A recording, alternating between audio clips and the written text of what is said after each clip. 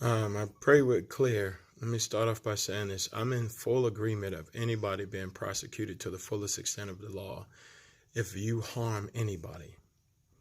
Men still lead the way in physical crimes done to women. It's actually per second now in terms of abuse. It's like seconds apart.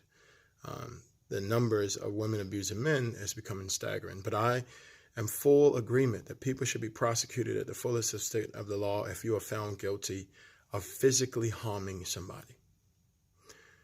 My challenge that I want to talk about right now is the fact that justice is a huge part of walking with God. And justice is supposed to be blind. You're supposed to only look at the facts and the data, not be biased, right? Not make up some slighted agenda. So I want to share this. In America, corporate companies make the most of their money on manipulating women. The average American sees 5,000 advertisements a day, 5,000. 3,500 minimum on a regular day. Over 90, I think almost 90 something percent of the advertisements are geared towards the emotions to manipulate women and children. It's not including you guys, it's women.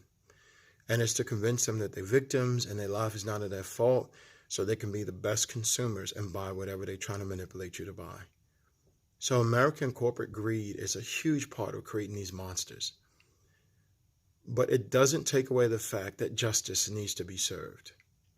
70% of cases where somebody was harmed and they did not retaliate in America are done by the women.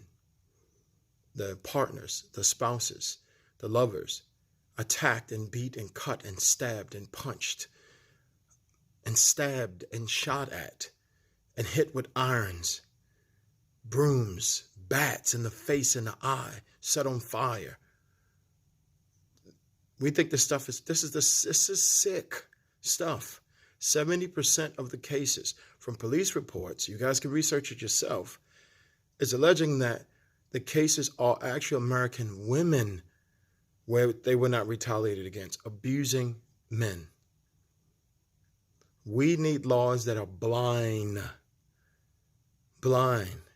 There has to be a culture of protecting, because many, many times, the overwhelming majority, there were children who witnessed this assault. And when the police come or anyone comes and the law does not bring justice to the father or to those men, it undermines the entire plan of God and family and justice. We need to know there's a lot of mothers and women out there that are not innocent. A lot of them are viciously dangerous. And I'm encouraging as many men as possible, anytime it happens, hit record and post it. We need the nation and the world to see how bad it is in America when it comes to violence. Later for your ego, it's for the kids and their future and their mental health and for their safety. It needs to be exposed and brought up so we can make laws that's in the best interest of the children and the family. Always remember that children should never, ever, ever be in the middle of our issues. They should be at the center of our focus and discussions. I'm representing fathers fighting for families. And again, fatherhood is not for sale. Parenting is not for sale. Motherhood is not for sale.